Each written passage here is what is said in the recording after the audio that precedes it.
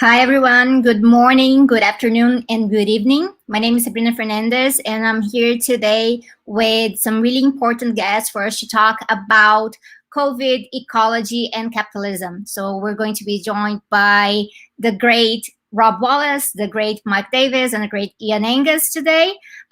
This is offered by the Global Eco-Socialist Network, as well with a partnership with System Change, Not Climate Change. So we also want to invite you to find out more about the Global Eco-Socialist Network and System Change, Not Climate Change. You'll be seeing here in the bottom, in the banner, a little bit of information about how to find out more about us.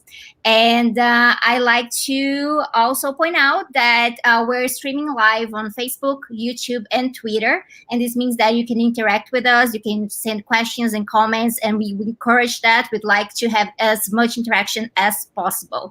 So with this, I like to hand this over to Ian Angus. Thanks, Sabrina, and welcome to everybody. Let me underline what Sabrina said. We want this to be as interactive as possible. Please, if you've got questions for our guests who are people who really do know about COVID and capitalism, please enter them in the appropriate place on whichever service you're watching on, and we will relay the questions. Our speakers today are Mike Davis and Rob Wallace, who I assume many of you have already heard of. But in particular, for the purpose of today's discussion, both of them have new books out, which I recommend extremely highly. If I can angle this properly, there we go. The Monster Enters by Mike Davis, COVID-19, Asian flu, and the Plagues of Capitalism.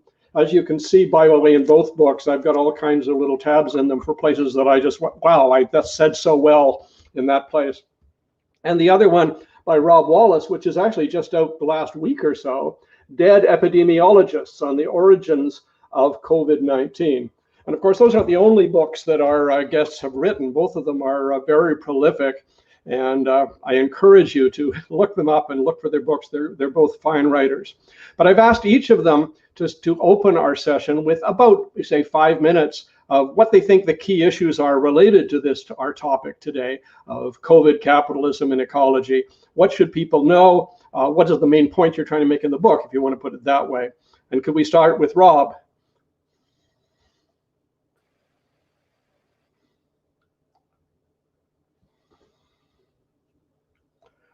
You need to unmute, Rob. Sorry about that. Those are my 5 minutes. I'm sorry. I'm just kidding. Well, it's hard to talk about this in about 5 minutes, but I'll say that where we are is we're at 40 million infected at most worldwide. Some of the epidemiologists are declaring that's 10 times more than the official number of 4 million. A million plus here in the United States. So we are very much early on in this outbreak. And a long way to go. There's plenty of food for the virus, unfortunately, out there. And until we have a working vaccine, even if we do have a working vaccine, it's going to be a long road. So I would say that as exhausting as these few months have been, we're going to have to get used to the notion that this is going to be a long haul. If I would say one thing that I would like to draw attention to in terms of how to deal with this, and I'm going to, even though I'm in Minnesota right now, I'll try to give you my New York City version. I'm originally from there, so I'll try to make it straightforward as possible. But along with sheltering in place, that's not the only way that COVID has kind of trapped us. I think we've been trapped in a series of false dichotomies. Here in the US and around the world, there's this notion of China versus the United States, the notion of within any one country, but here in the US, Republicans against Democrats, the politicians against scientists, the urban versus the rural, and in more uncomfortable ways, the hypotheses about the virus emerging out of the field among bats and the possibility of the virus emerging out of lab origins. I am a proponent of the field hypothesis, but certainly there are considerable evidence or growing evidence that there could very well have been a lab origins of this. And that makes people very uncomfortable because it plays into some of the other dynamics that we talked about, right? Plays into the Trumpist notion that China is to blame. It plays into notions that capitalism is not to blame, but it was just a lab accident. So I would say that those are some of the things that we have to unpack. I would say that any eco-socialist position has to express some sort of independence of mind and spirit. I think some of that we see is lost in the description or discussion, a recent reemergence of a discussion of herd immunity on the left. I think that's utterly a travesty. It's in essence, in my view, a kind of red-brown position. And it in my mind, expresses the kind of impotence that many left positions are showing in countries that are, in essence, presently dominated by the bourgeoisie. So it's an attempt to accommodate the power of the bourgeoisie in the countries that they control. Well, they control much of the world at this point, but it speaks to a lack of spirit and a lack of independence that we're going to need to be able to show to help growing populations to get out of the paradigm that brought about the outbreak in the first place. So I'm not sure how much more time I have, but I think I'm going to stop there because I think the idea of us having an open conversation and getting into it is probably the best way to go. Thanks very much, Rob. I should just say, by the way, looking over at the comments, we've already got a fair number of people tuning in from widely diverse parts of the world. So this is already a very successful forum. Thank you, Rob. Mike, can we turn to you? What do you think are our key things we should be addressing, or what are the, if you want, the main points of your book? I realize you've covered an awful lot in it. Yesterday, the editors of the New England Journal of Medicine published an unprecedented editorial on how the Trump administration has turned crisis into tragedy. One of the most interesting things about the editorial is instead of making the usual comparisons between the United States and Western Europe or East Asia, it compared American performance to countries in the global South. Vietnam, for instance, has 1/5,000th of incidents of death as the United States. In terms of testing, the performance of Zimbabwe and Ethiopia is superior to that of the United States. But the editorial, as almost everything that has been written or spoken by mainstream media, or for that matter, by leadership of the Democratic Party, tends to frame this as utter incompetence, Trump's war against science and so on. But if you look at the history of the response by the administration, at every point, its actions or inactions have been synchronized to the corporate sector.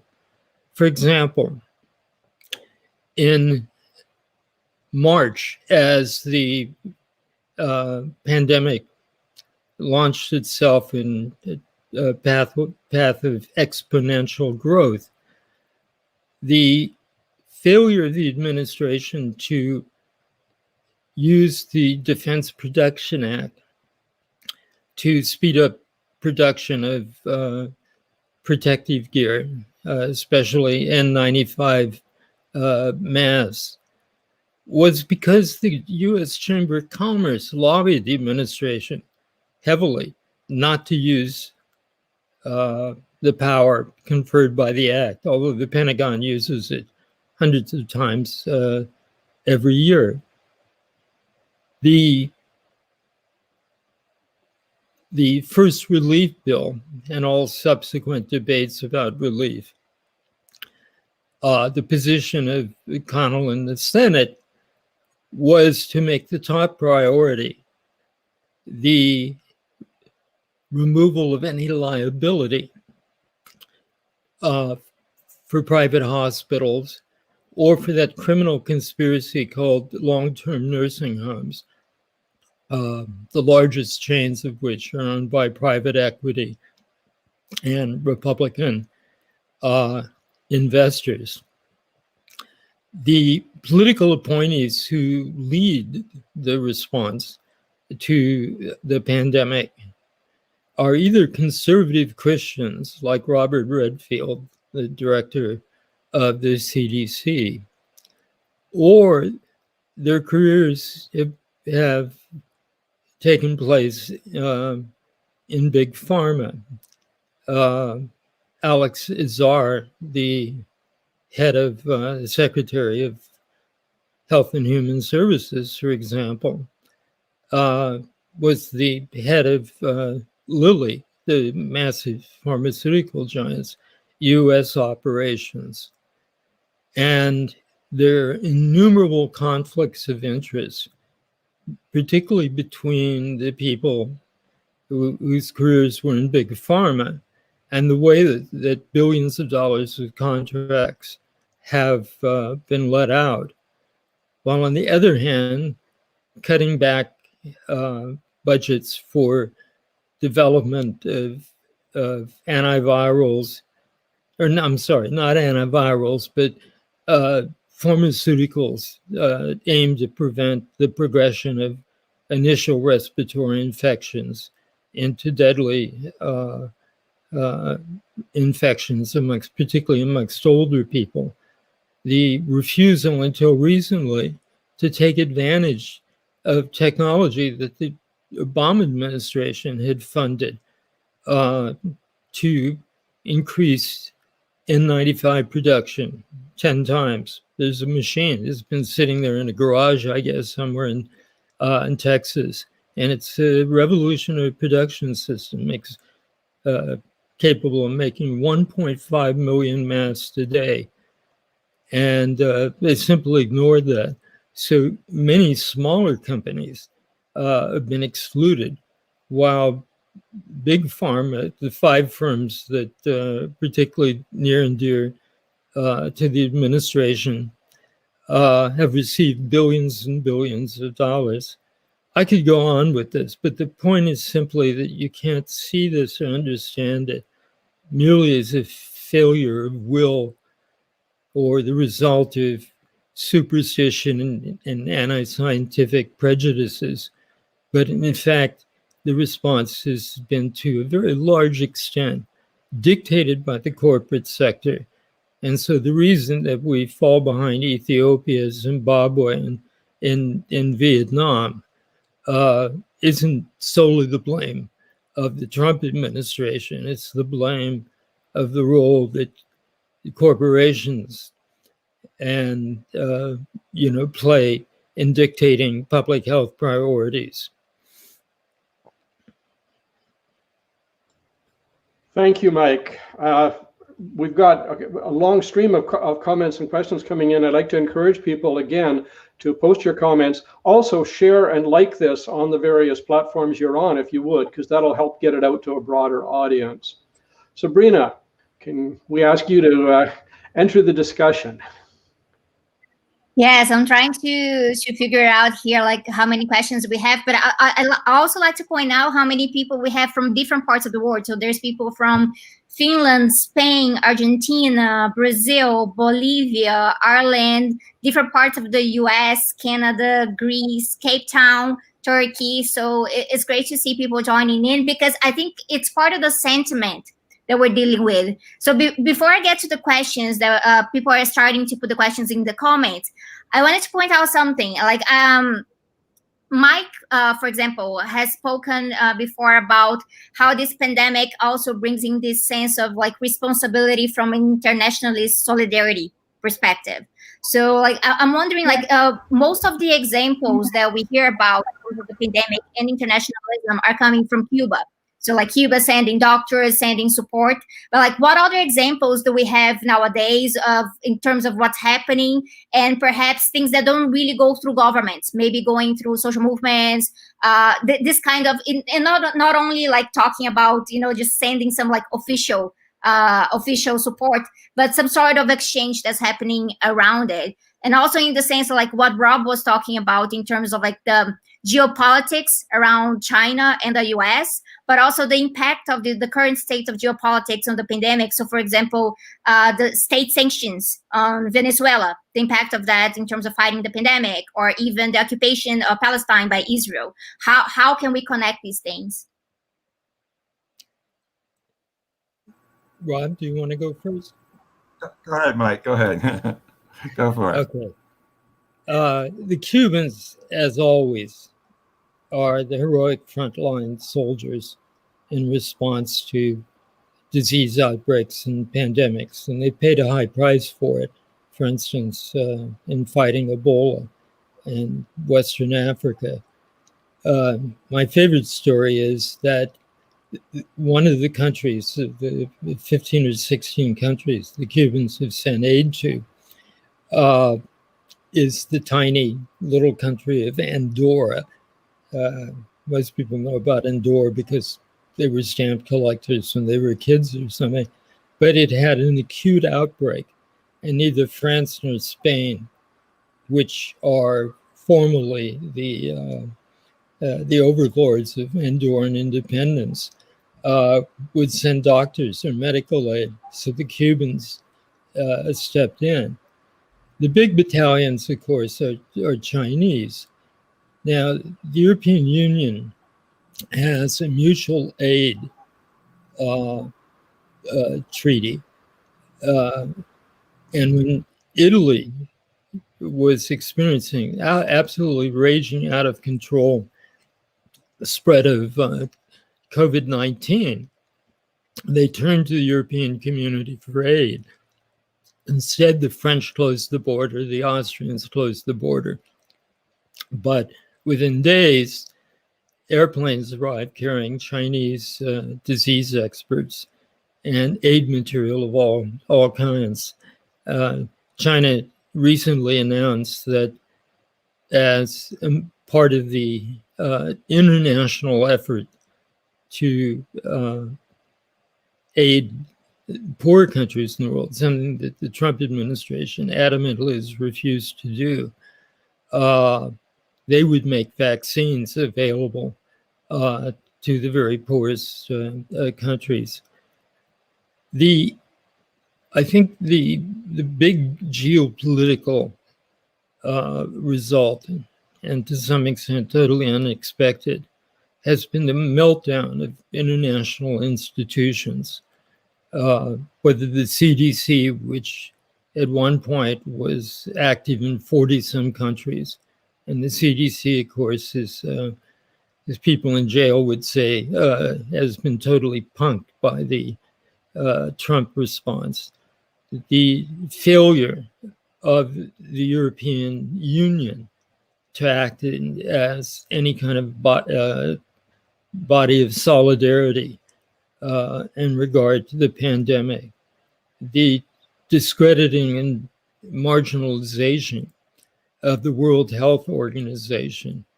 At the end of the day, when you tally up all the failures and mistakes that have been made, the only international organizations that have survived unscathed and whose power is actually increased are the World Bank and the International Monetary Fund. You know, I to fold in a little bit with what Mike is saying, but I'm going to pull back to toward the origins of capitalism and take on the world system's theorists' notions of cycles of accumulation and centers of capital. And you start off with the Italian city-states, move to Spain, the Dutch, England, and the US. And so front end of the cycle of accumulation, you're turning money into capital, and with that, imperial infrastructure. And then as the empire crumbles, and they go in the other direction, and the cycle declines, and you turn capital back into money as the bourgeoisie, local bourgeoisie, cash out. And I think it's remarkable to see some of this in real time. I mean, it's post World War II, the U.S. really took on the role of running the global capitalist system, and that involved, of course, building bases around the world, punch down any leader who decides they want to go their own way. And so this has been largely the context in which the global system has been operating. But that also extended into other things, including the CDC. Its job was to go around the world and, in effect, try to quash outbreaks that happen that might disrupt circuits of capital in a way that would be detrimental to not only American power, but power of local bourgeoisie around the world. And what's remarkable, as the U.S. engaged in neoliberalism, that was the kind of next generation capitalism and provided continuing the kind of accumulation necessary and push back against some of the, here in the States, some of the social programs of the 60s and such. It also undermined the public health systems that were built both here locally and globally. And so public health as an idea was kind of undercut and also monetized out. So the U.S. is in effect kind of a declining nation state, as it were, even as it remains the richest country in the world. So it's a fascinating contradiction there. So what that does, as the U.S. cashes out on the far side of the cycle of accumulation, the thought would be then perhaps another state would step forward and take over in that role. China comes to mind. It's churning money into capital and extending infrastructure around the world. But it's not necessary that will actually happen that way. We're coming across to some ecological precipices that might mean that capitalism isn't necessarily supportable. The earth is not an infinite resource, and the damage that's being done to forests and other landscapes have put us in a place where all the ecosystem services that capitalism got for free are rapidly in decline. So I think we're here in quite an historical crossroads where it's not merely, on the one hand, and to piggyback on some of the things that Mike was saying, that many a nation state outside that imperial power or who have been circled into that imperial power are now beginning to realize that they'll have to figure it out on their own or do it their own way. I think Europe's in shock over it, but other countries have stepped forward. I mean, and the pandemic is offering us a kind of tracer for these dynamics. I think it's remarkable that countries from under different kinds of political paradigms are responding in ways that are shockingly they're amazing in the context of being able to quash a disease without a vaccine, non-pharmaceutical interventions.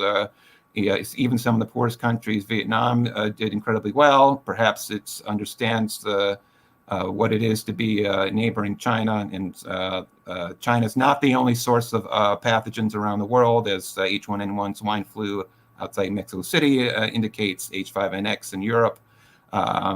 But it is by a kind of perfect storm an accumulation or a site in which multiple pathogens have been emerging. So perhaps Vietnam had a heads up about this, Taiwan itself, but other countries which are not in the same political dynamic.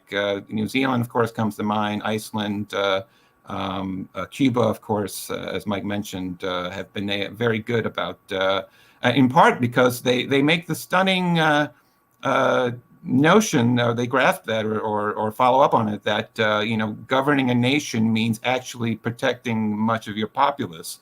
And apparently, in neoliberal countries like the U.S. and Britain have difficulty grasping that, because the last 40 years have been, in essence, about turning capital to money and cashing out and doing everything they can to service their bourgeoisie at the expense of their population. So I think that's explains in part how we got to this fascinating divide that And also, frankly, something of as terrible as things are, perhaps an opportunity to get out from what has been these cycles of accumulation and into a dynamic in which the fundamental divide between global north and global south is smashed, and that we can get back into healing the unequal ecological exchange upon which this awful system has been pivoting upon for hundreds of years. And it's in that direction in which we have hope to get out from underneath some of the worst of the climate change and the pandemics that are going to be following this one. Thank you, Rob. Thank you, Mike. Ian, do you have a comment? Well, first of all, thanks, Rob. And for anybody who's just joining us, this is a meeting on COVID, capitalism, and ecology, organized by the Global Eco-Socialist Network and System Change, Not Climate Change. And our two guests are Mike Davis, the author of The Monster Enters, I'll hold that up, and Rob Wallace, author of Dead Epidemiologists. Rob, this is a very brief question, but when I originally asked some friends, what questions would you want asked? Somebody said, what does dead epidemiologists mean? And I thought of Dead Poets Society, but I didn't know if it Well, I originally wrote this book. I wasn't thinking about epidemiologists. I wanted to talk about capitalism, but time and again, in multiple fora, came across scientists who, in essence, were bright and brilliant and brave and all that, who accepted the premises of the system. So there is an aspect of being the walking dead. There is the aspect, I had just read Jeff Vandermeer's sci-fi book on dead astronauts, in which 3 astronauts come to a version of Earth and are able to fight off a corporation and protect the landscape. So that's a good connotation of it. There's also the notion of dead peasants, I think, from Marx, but the notion that even dead peasants can be a source of income for capitalists. There were efforts to, at some point, take out insurance on working people at factories. So under dangerous conditions, if they would die, then the company can make money. I don't think that's illegal here in the States, but there might be a terrible black market in that. I tried to look up to see if that was the case for meat packers. It doesn't seem to be the case. But so in essence, long story short, it's been a really terrible moment where we see that science as, in essence, well, 2 things going on. Historically, you wanted to make this short, so let me just leave it at that then. Thanks, Rob. We've been talking here about the response a lot to this pandemic. Can we get back to sources and causes? Mike, in your book, you wrote, multinational capital has been the driver of disease evolution through the burning and logging out of tropical forests, the proliferation of factory farming, the explosive growth of slums, and you go on.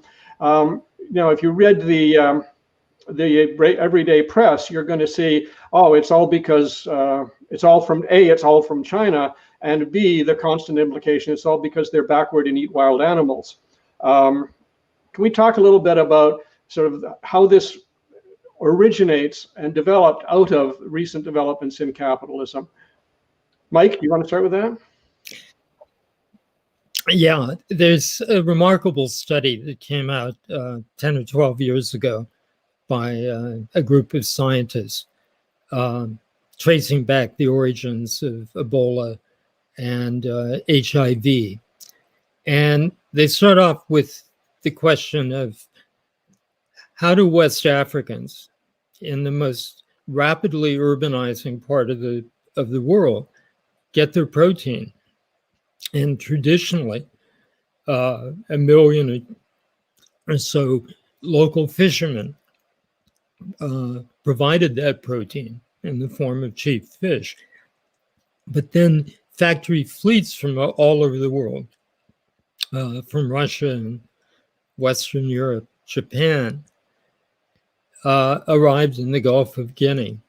And according to one estimate, removed about half of the fish biomass of the Gulf. This is, enormous operation. And it put hundreds of thousands of fishermen, local fishermen, out of business. And it raised the price of fish in urban markets that was unaffordable for people who lived in slums. At the same time, big multinational logging companies were logging out the great hardwood forest of Gabon and the Congo, the Cameroons. And to increase their profit rate, they would hire hunters to basically kill everything in sight to feed to the logging crews. Now, as the deficit of protein in the cities intensified, not surprisingly, people turned to bushmeat, and bushmeat became a major business and an increasingly important item in urban diets. And of course, the bushmeat included primates, as well as 50 or 60 other mammal species, reptiles, everything. But it was through the bushmeat trade that both HIV and Ebola evolved.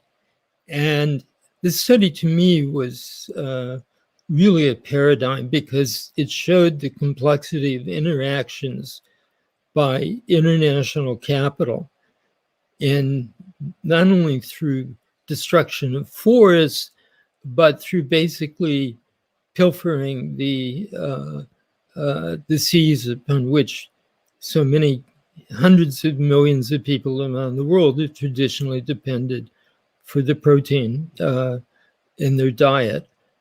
And I think you can find similar webs, for instance, in the case of the Brazilian rainforest in Southeast Asia. I mean, bushmeat in China is, of course, a different category because it's not an essential source of food. It's mainly valued for homeopathic reasons. And the civettes, which may have been the intermediate transmitters of SARS back in 2004 or 5, are eaten because it's belief that if you eat civets, you won't get influenza. I mean, this is a major problem in itself, but it pales next to the destructive synergies of different multinational extractive industries. Rob, I think possibly continuing the same topic, the title of your book, your previous book, Big Farms Make Big Flu, we talk a bit about the role of capitalist agriculture. Yeah, well, to follow up on that point and Mike's,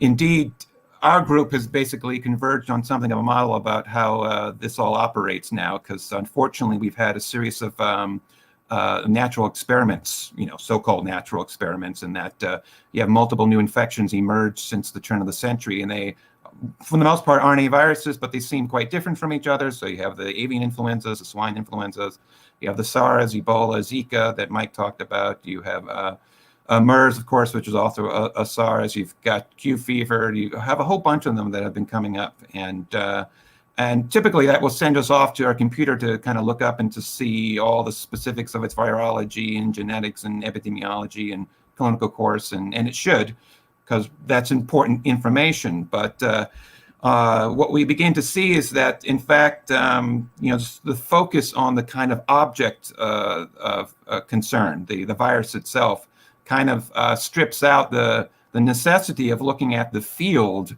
in which the object emerged. How did the virus emerge? How did it come about?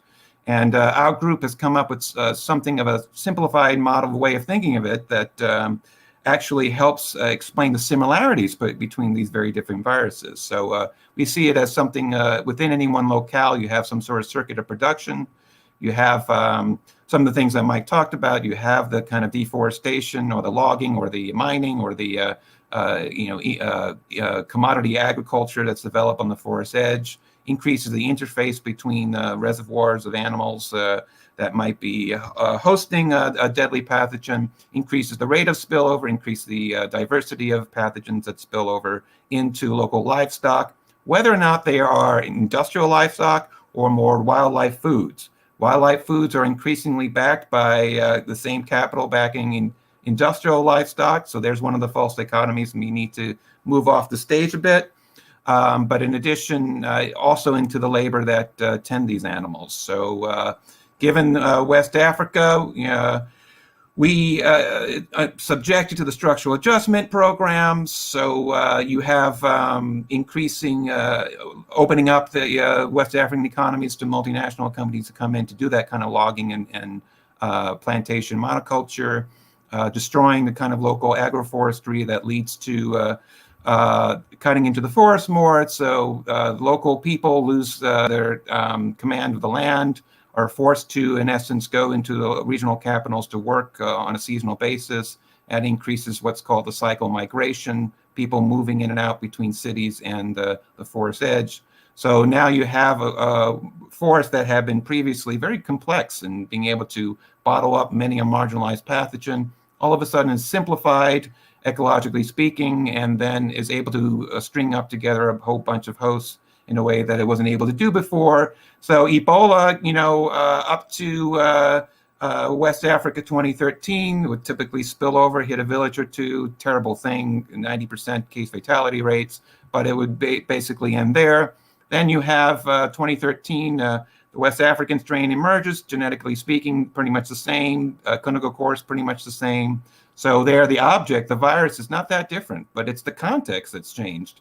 So you have, this is why our group call it the neoliberal Ebola. We got a lot of flack for it because all of a sudden we named it after the context in which it emerged, because the virus itself, naming it by its strain, it misses the point that you have this profound shift in the context. And that context has shifted all around the world. So some strains are spilling over at the point of contact in the forest. Some strains are emerging in closer to the city edge on that part of the circuit of production. So avian influenza, swine flus are emerging primarily out of industrial farms closer to the city. And then you have pathogens that are emerging across that production circuit. So things like Zika, things like the SARS may emerge. Zika comes in as an urban disease, but interrelates with some of the more rural pathogens, leading to kind of worse clinical courses.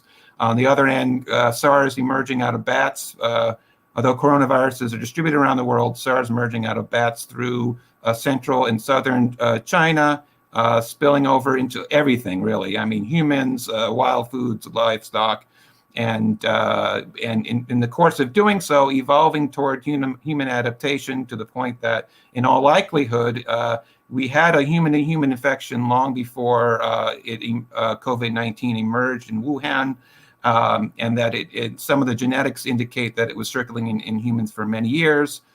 So it takes time. And COVID-19, other SARS have the time to play around, and they have the space, and now they have the context in which to repeatedly spill over.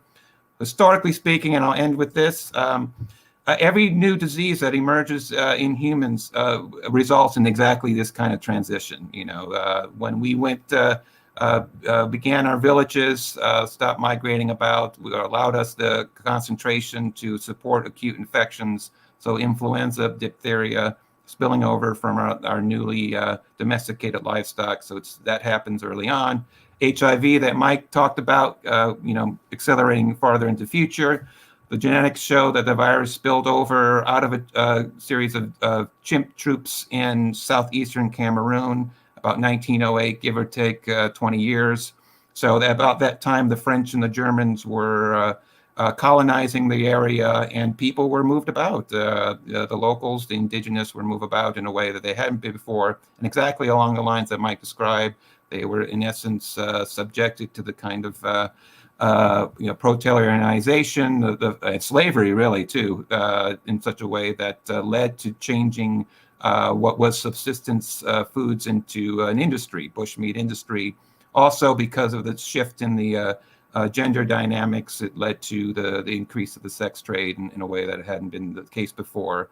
So HIV spills over out of southeastern Cameroon, makes its way to Congo and the rest of the world. So each one of these, including the ones that happened in the 20th century, can be explained in part by this profound shift, in this case, by a global capitalist neoliberal impacts on landscapes that foundationally detach previous ecologies and reattaches them in a way that allows previously marginalized pathogens to explode out, make their way to the local regional capital, and then onto the global travel network.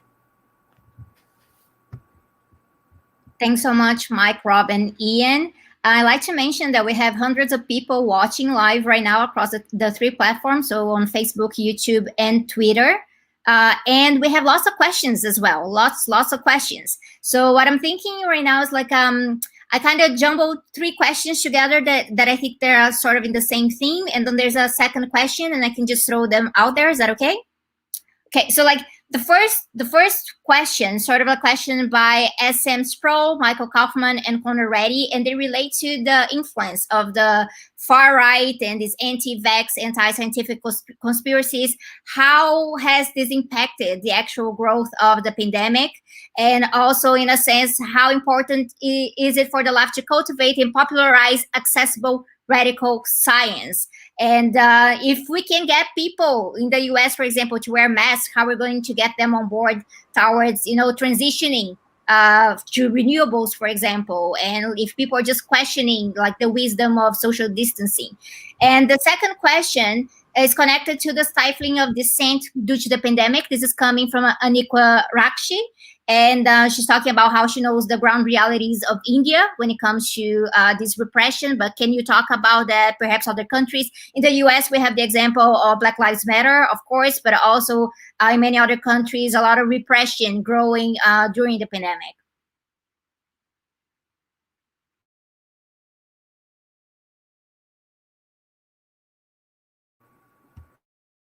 Mike, I think you have to unmute.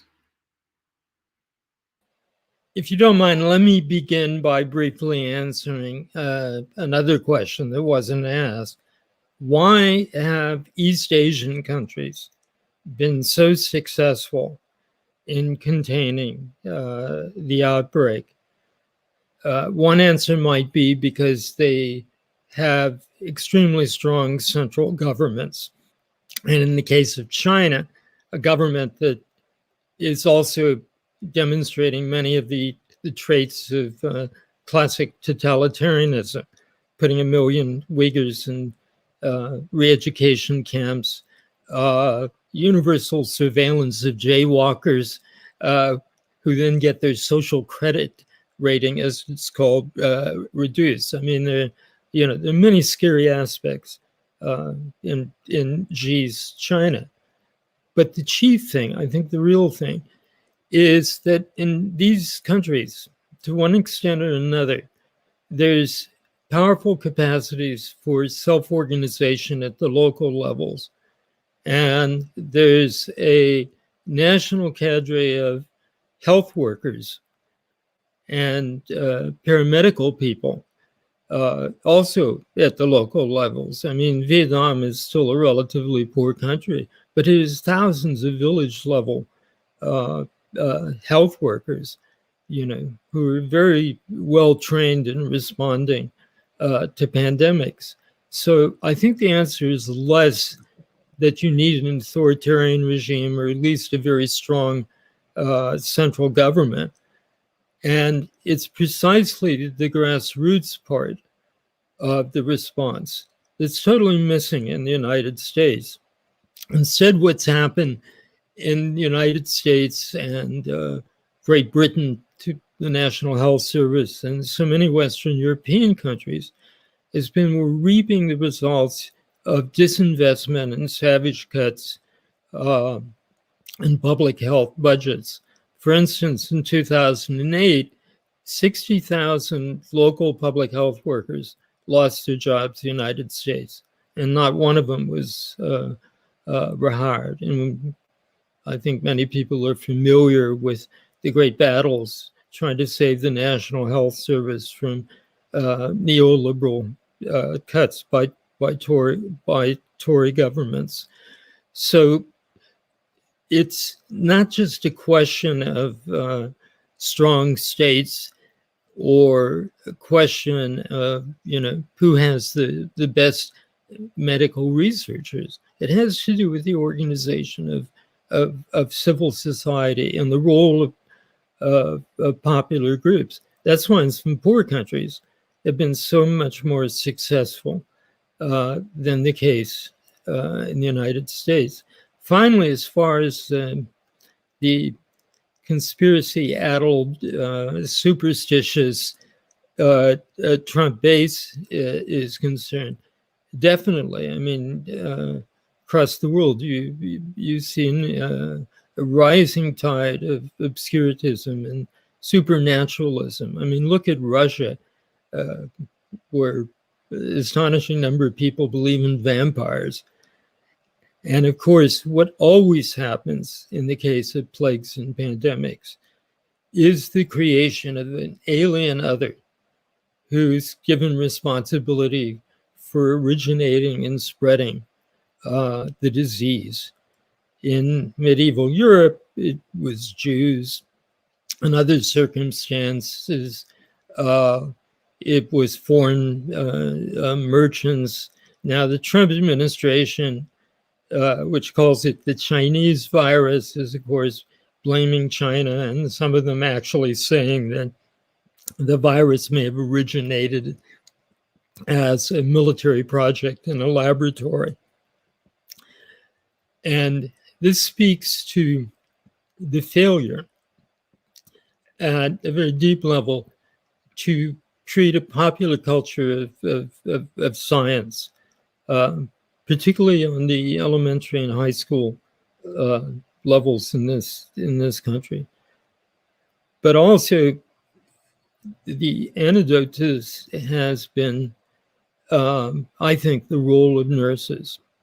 Just like in the case of the Great London Plague of the mid-17th century that Daniel Defoe wrote about, ultimately, everything falls to the commitment and courage of nurses, far more than doctors, given that it's nurses who have had the primary role here. And one of the most interesting things in the United States, and hopeful things, is the emergence of nurses and healthcare workers in general as tribunes of reason and solidarity. And the Nurses Union, Nurses United,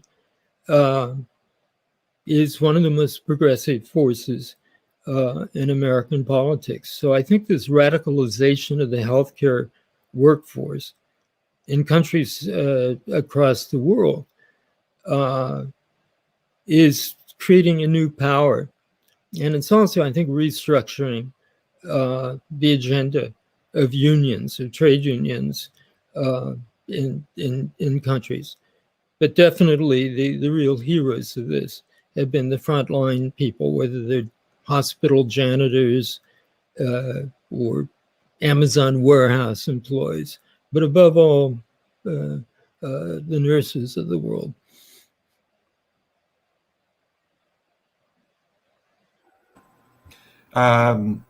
The political ecologist Jahi Chappelle wrote along the lines that, if a caveman were to come here and look about and see what would be most remarkable to him or her, and it wouldn't be necessarily our cell phones and our technological stuff. It's the social institutions that we've built that really separate us out from our ancestors in ways that millions of people working together to deal with common problems. But that's a problem if, for instance, we're like Yale and have the reputation of being an investment fund attached to a university, as the United States and Britain seem to be more a stock market attached to a country, or country attached to a stock market, sorry. So it's kind of like if the entirety of, the state is, exhibits a class character dedicated to helping only a small number of people and an increasingly shrinking number of people, then everybody else is abandoned. Now, I wrote this in my book, so this isn't news, but I got COVID-19, and I got it in March. and I wasn't allowed to see my doctor. It's okay, maybe it's because I don't want to get anybody infected at the clinic. No calls from a doctor, though. They put me online through the internet. I was diagnosed by a nurse who, without seeing me and without testing me, by virtue of the symptoms I wrote, declared that I probably had it. And I did have probably all the symptoms of that. But nobody came to my door. There was no community health worker. There was no follow-up. I had friends and family that pitched in. But as far as the state goes, and as the medical establishment goes, it was utterly abandoned. And, and I think millions of Americans feel that way, even before COVID-19. And I think some of the superstitions that have emerged are in part kind of symbols of cultural abandonment, in the sense of, neoliberalism as a socio-political paradigm infiltrates all the ways in which we are living. And, you map out the disease, graph out the, diseases of despair, alcoholism and opioid overweight and all that stuff against changes in county votes for Obama 2012 to Trump 2016. And it's those counties, particularly rural in the South and the Midwest, that have the worst indices in diseases of despair, which are markers of utter abandonment by the political infrastructure and the switching over from Obama to Trump, and all that represents the QAnon and all the other conspiracy theories. This isn't just particular to the United States, it's across the world. You have, if you look at the top, for a long time, the top 5 of COVID countries include the US, Britain, India, Russia, Brazil. In effect, in the interest of abandoning the greater populace to service the bourgeoisie, fascistic figures come in to, in essence, encourage those abandoned to slap on a uniform or one form of another and punch down on people who had nothing to do with their circumstance. So I think that, of course, is a classic interpretation of the rise of fascism. And it's remarkable, and maybe not so given the nature of things, but to see this intertwined to people's response to a pandemic that is, in part, very much so emergent out of the very practices that have led to people being abandoned.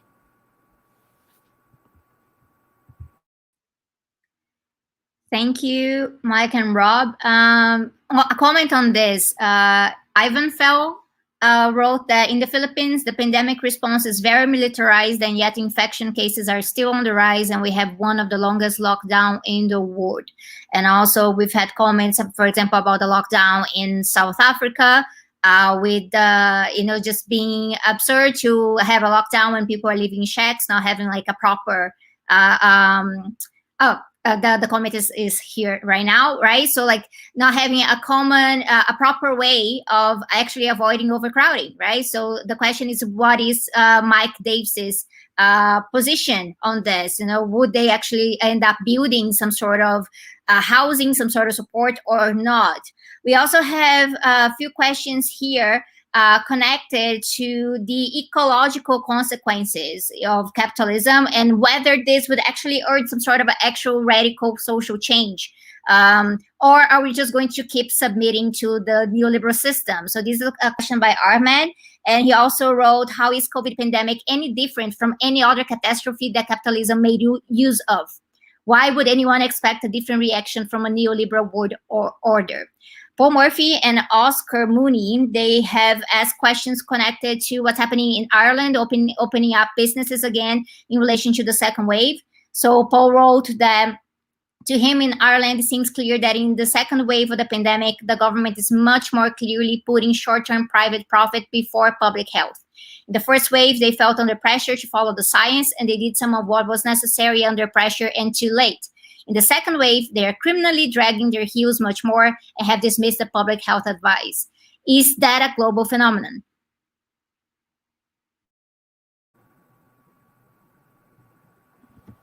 Let me begin by answering the last question about Ireland, because my 2 older children are Irish citizens, and my oldest daughter left on the last plane to Ireland from New York City in March. to go back home to Belfast. And now she's come back because she realized that actually New York City is safer than Belfast, because the Johnson government, of course, has pursued this whole herd immunity thing at the cost of thousands of lives. And I should also point out that in Ireland, a bourgeois country, they've nationalized all the hospitals in the country for the duration of the pandemic. Think what would be the outcry if any member of the squad, Alexandra and so on, were to raise that demand in the United States. The question from South Africa is a really acute one, because in fact, social distancing is a privilege not enjoyed by half of humanity. And I argue in some of my writing that there really are two different immunological humanities. In wealthier countries, at least those with some form of universal health access, about 25% of the population, because of poverty, pre-existing conditions, racism, and so on, is particularly vulnerable to the pandemic. But that number exceeds 75% throughout most of the global South, where, for instance, in Africa, 1 million children die a year because they don't have access to clean water. Millions of Africans simply cannot wash their hands with soap. They lack privies. Sewage overflows and runs through the streets. So the majority of the population, in a sense, shares pre-existing conditions of poverty and lack of sanitation that make the pandemic deadly to the majority of people. And this is, of course, also what's happened in India, which has been, in some ways, the most foolish case at all. You shut down the country, strand millions of workers from the countryside who then have to walk home. And everywhere in the world, we get back to the problem that the social medicine movement of the late 19th and early 20th century identified, that the approach of the United States, the Rockefeller Foundation, and capitalism in general has been to target the disease, the virus or the bacteria, and try and invent magic bullets, vaccines, and so on to cure it. The social medicine movement, whose most probably developed expression occurred in Latin America, and particularly a particular Chilean doctor named Salvador Allende, who's briefly Minister of Health at the end of the 30s and wrote several books about it. They advocated that you have to attack the conditions of poverty first, that you can't really end up dealing with epidemic disease unless you increase people's income, unless you provide universal health services. So radical agrarian reform, trade union rights, and so on were considered by the social medicine movement to be essential parts of any kind of response to serious infectious disease.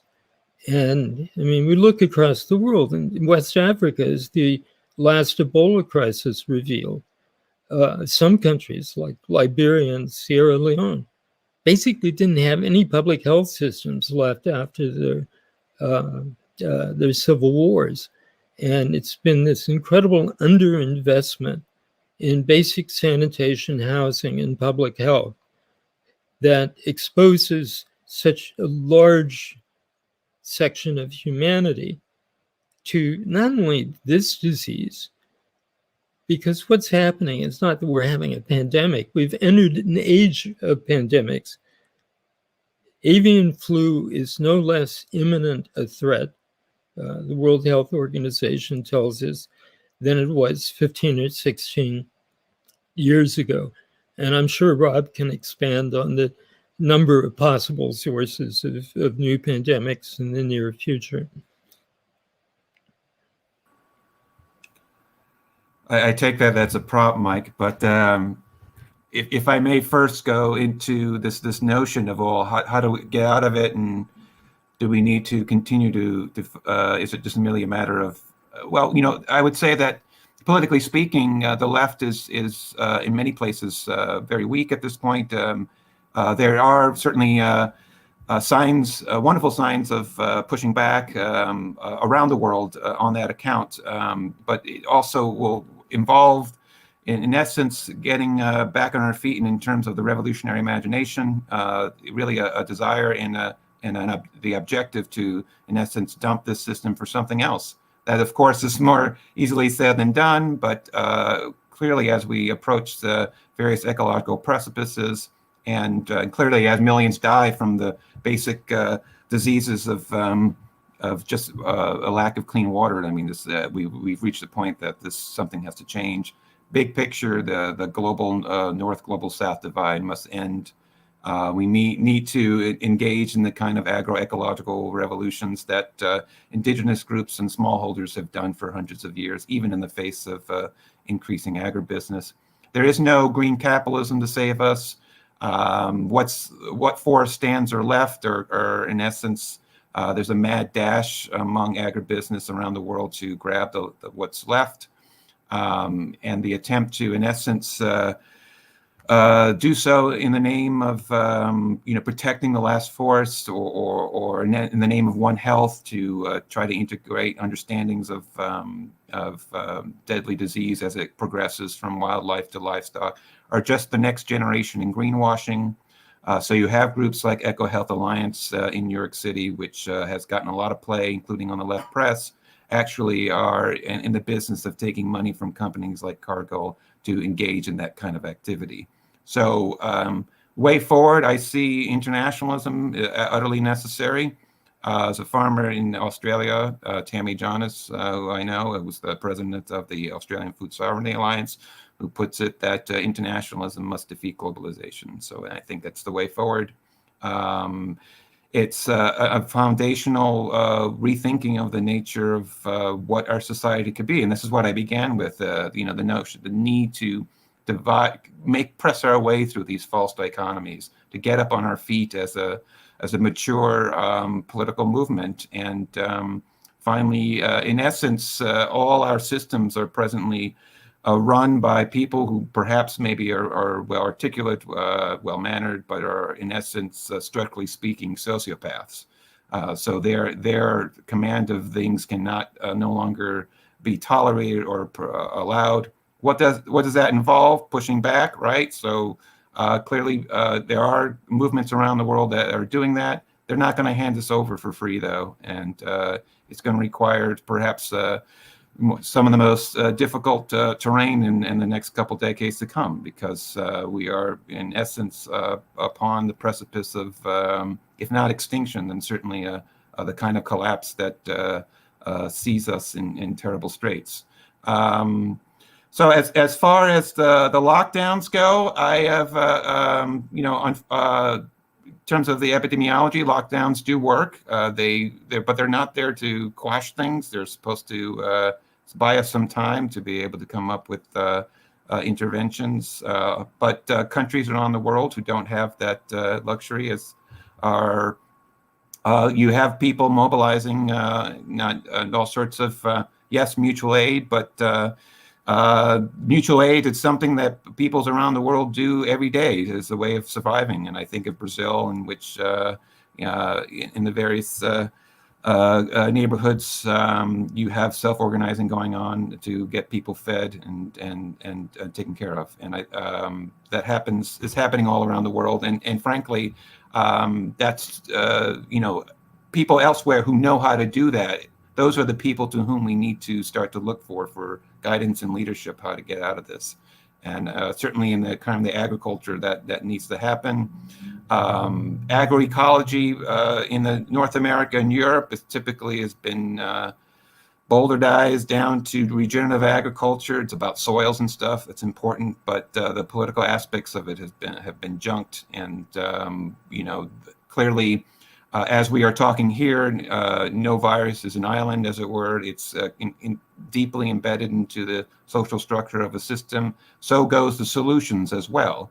If we want to engage in agriculture that reintroduces the diversity of animals and plants that would basically box back in those pathogens and at least, if not exit an age of pandemics, at least mitigate it, then we're going to have to, in essence, hand over control to farmers, permit them farmer autonomy, allow the community control of what food is produced and how, and in a way that can feed the world and also provide us all these ecological services, everything from clean water to clean air and an epidemiology that doesn't kill 1 billion people. Thanks, Mike and Rob. Before I pass it over to Ian, I'd just like to read the comments by Paul Murphy and John Molyneux from the Global Eco-Socialist Network regarding the Republic of Ireland and the hospitals. So Paul wrote that the hospitals in Ireland, they did report it internationally that they nationalized the private hospitals, but unfortunately they didn't. They rented them from the private sector at big expense, and that leasing has now stopped and they refuse to nationalize. It's a key demand of the left. So yeah, so some complicated things happening. Thanks, Sabrina. And let me just remind everybody who's watching, if you've just tuned in, this is a online conversation on COVID, capitalism, and ecology, organized by the Global Eco-Socialist Network and co-sponsored by System Change, Not Climate Change. Please enter. We're getting a lot of comments and questions. We appreciate it. And the more you can do in terms of comments and questions, the more this exchange will be circulated. So please like it on whatever service you're watching it on and enter your questions. We will get to as many of them as we possibly can in the course of the discussion. We've got about 25 minutes left. So now's the time to jump in if you've got something to type in.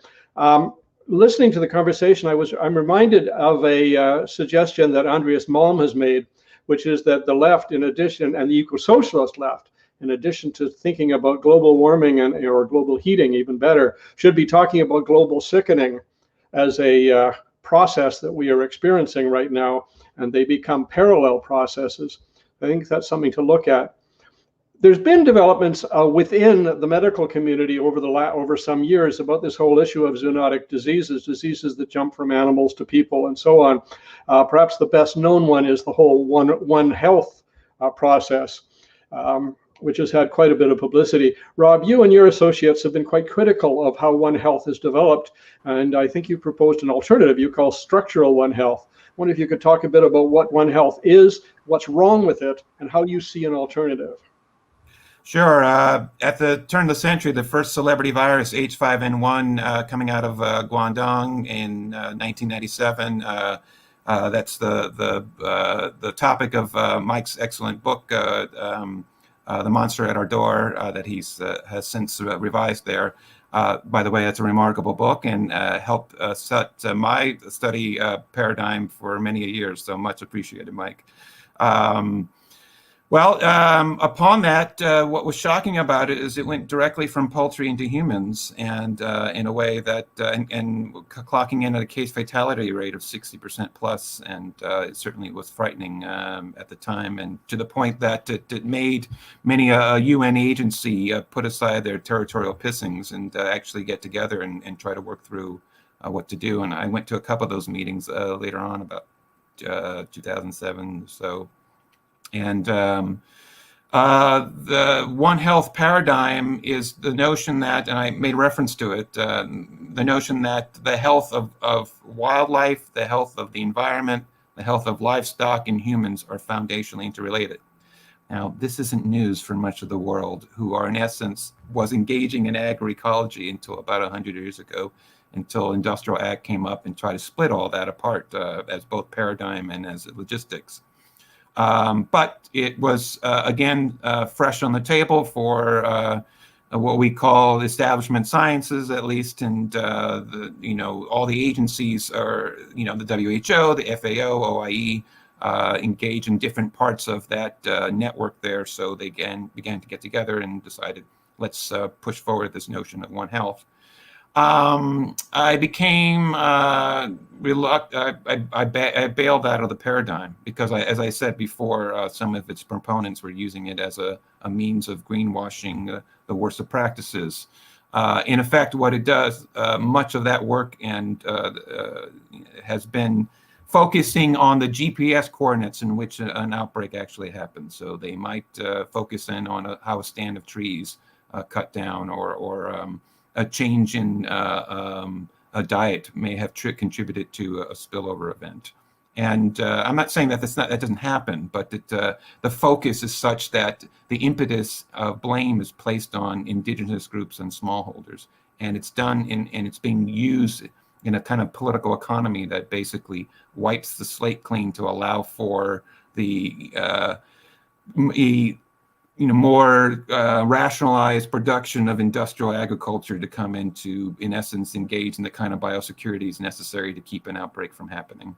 And the fact of the matter is, there's nothing biosecure about industrial agricultural production at all. I mean, if you want to design something that selects for the worst pathogen possible, they've pretty much converged on it. But it's because they see agriculture not as a natural economy, as agroecologies around the world do, but they see it as an industrial economy. It's kind of like making widgets.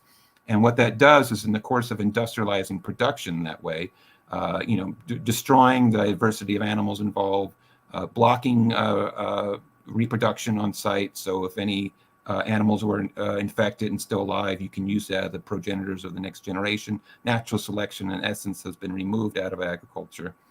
In essence, it permits, in essence, so in the course of industrializing these animals and livestock and poultry, you're industrializing the pathogens that circulate among them. So it's selecting for the most dangerous virulent pathogens. And what One Health proponents do is they focus in on these kind of GPS coordinates, these kind of absolute geographies in which an outbreak may emerge and spill over. But I saw that how wrong they got it, because when you look at even H5N1 spilling over Guangdong, during that time, Hong Kong was presenting a kind of morality tale of being the innocent victim. But if you actually looked at the kind of foreign direct investment, 4/5 of it going through Hong Kong went to Guangdong to, in essence, help them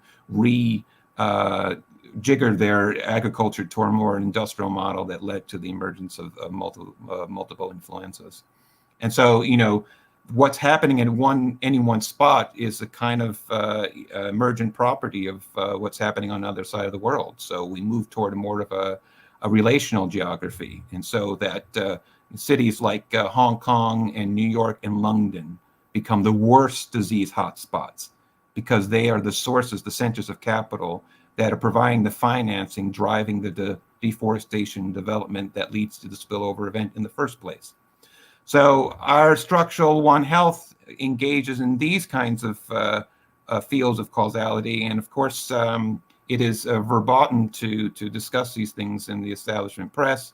All the focus has been on this kind of progressive notions of One Health, of intervening at spots in which the spillover happens, but without in any way discussing how capitalism itself is an attempt to alienate labor and land in such a way to generate surplus value at the expense of everything that's left all behind. All the costs are externalized into everybody else. Pollution, pandemics, just the total destruction of local communities, of local life. And the answer is to actually reverse all that. So we need to engage in a disalienation, move back to not backward, but forward, to allowing people the right and responsibility to make decisions about what's happening in their community. And given that they're not engaged in the kind of spatial fix that David Harvey wrote about, they're not there to destroy their landscape as corporations do and then move on to the next landscape to destroy. Local peoples have a lot invested into thinking that this is a place where I'm raising my family. This is where my community is, and I'm going to do the things necessary to allow us to continue from generation to generation. And there's certainly not just a localism. There's all sorts of regional planning. There's roles for the state involved in helping do that. Many a country in Africa has actually engaged in those kind of activities, supporting kind of farmers cooperatives that number into 60,000 farmers and such.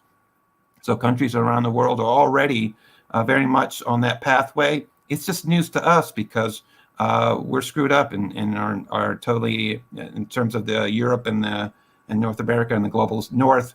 We're in the business of stealing everything from the global South, and we have coasted upon the alienation that we're involved with to the point that we have placed Earth on a track in which humanity is going to crash out.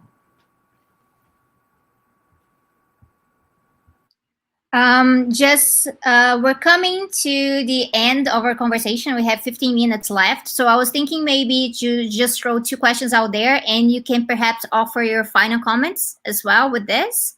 There's a question from Alba Bosco here, wondering how can you explain the low mortality rate in the African continent when it comes to the pandemic?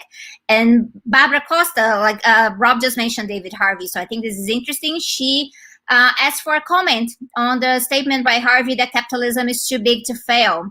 So we are faced with ecological and economic collapse, both with enormous consequences for life. So if perhaps could answer these questions and then give up this like wrap up conclusion sort of comment, that would be great. I want to thank the Irish comrades for their clarification about nationalized hospitals. I'm naive in the way that so many American leftists are, in constantly alluding to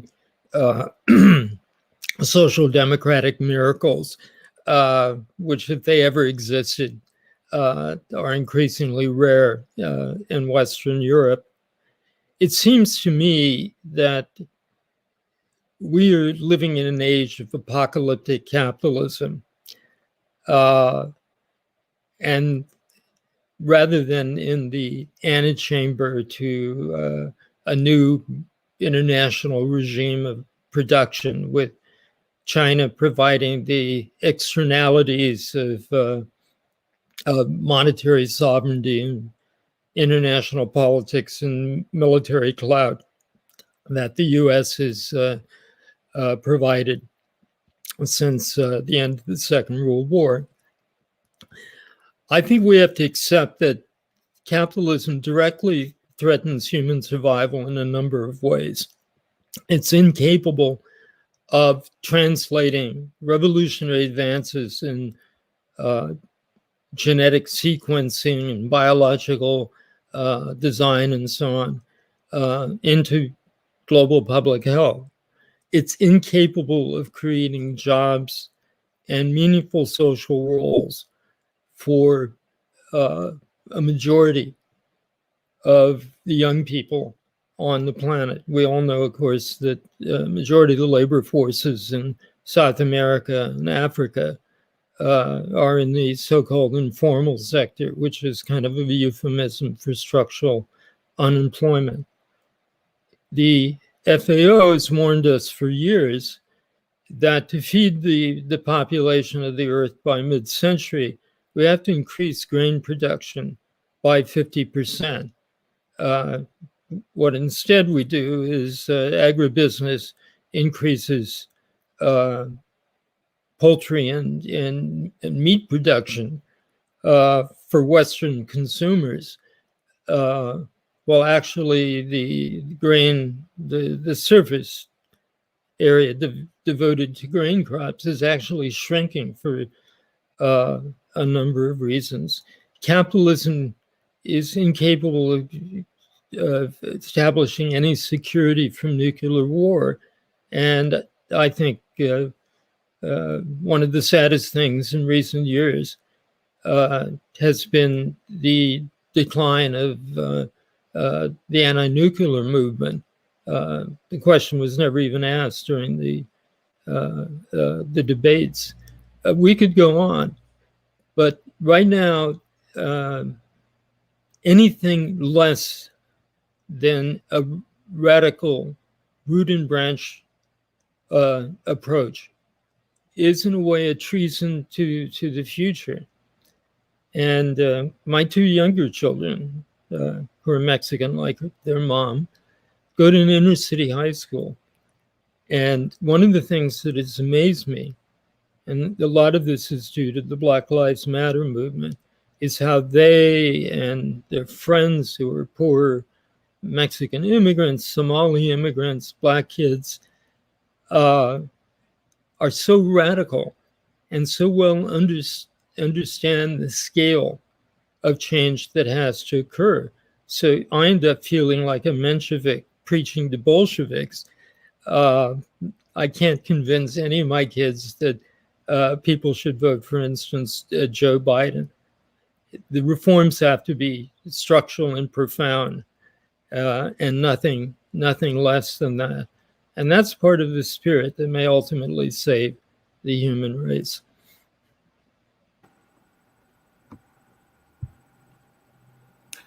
I think that was very well put, Mike. I have the same sense. My kid's 12 years old and increasingly running circles around me on this. And it really is the spirit of an age that the next generation isn't taking any crap anymore. And it's a beautiful thing.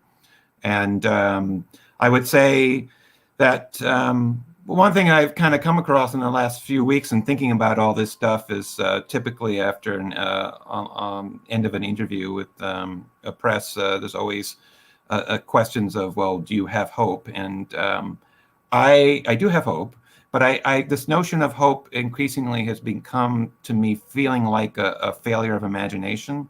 It's like, put in as a placeholder, as a sense of some sign of some sort of deus ex machina to come in and save us. And it's really just another way of saying, how can we continue to do what we're doing and survive? And I think that's not it. I mean, ultimately, I always have the impulse of saying, not to individualize political accountability or interaction, but ultimately, what are we all doing? Once we get off this call, I mean, what are we doing in terms of engaging and starting the slow process?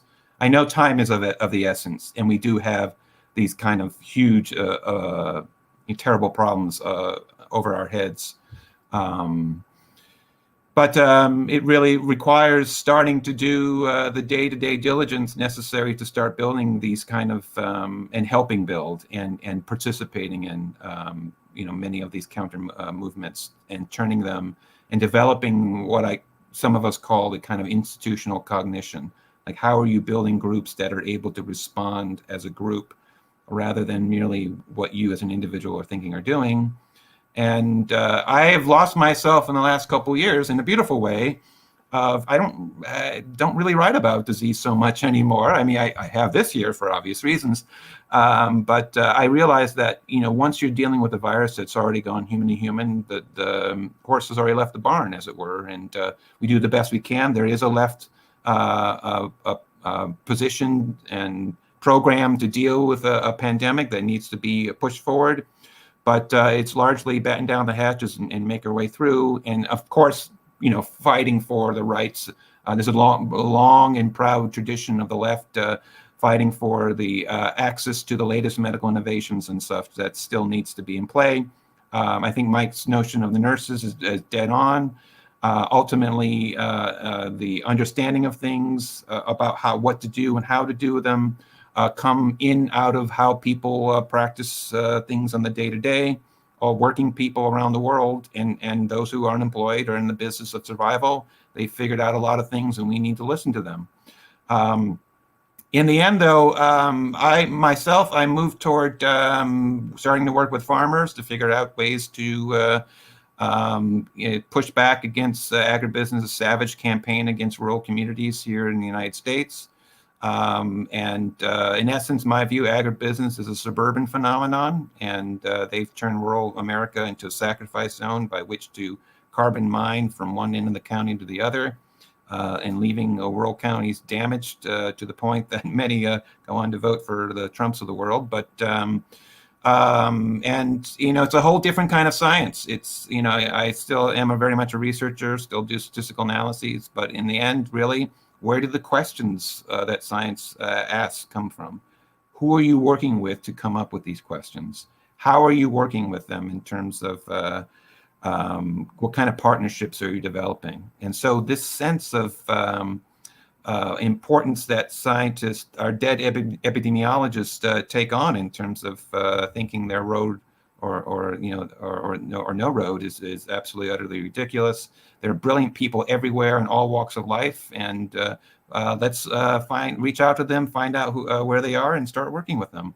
That is really the only path I think forward. And I very much encourage everyone who's been on here, and I thank everyone who's joined us to give that a try. And there are people around the world that are doing such an amazing things, and we can learn from them. Mike and Rob, thank you so much. This has been a tremendous time, and the response online has been impressive. Excuse me. First of all, a couple of people asked online the question of, will this be available in a recorded form? The answer is it'll be available in recorded form immediately after we close on the same sites that you've been watching it. So let people know about it. They can watch the recording right away. It's available. I also want to mention again the books by our two speakers today, Dead Epidemiologists on the Origins of COVID-19 by Rob Wallace, published by Monthly Review Press, and The Monster Enters by Mike Davis, published by OR Books. COVID-19, I can't read the title from the back of the book.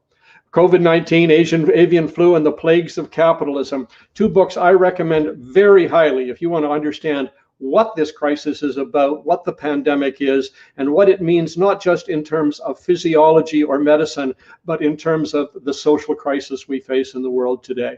Sabrina? Thanks, Ian. I'd like to take the opportunity to thank again Mike Davis and Rob Wallace for being with us today. This was a very interesting conversation, and the participation of everyone in the audience was just amazing. We had live debate in the chat and everything, so that was really great.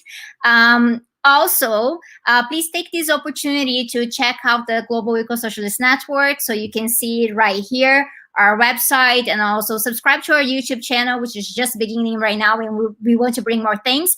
And also thank our partners at System Change, not Climate Change, and you can also find their information in the event details. Please check out the books by Rob Wallace and Mike Davis, and follow up on our social media so you can be informed about our next events.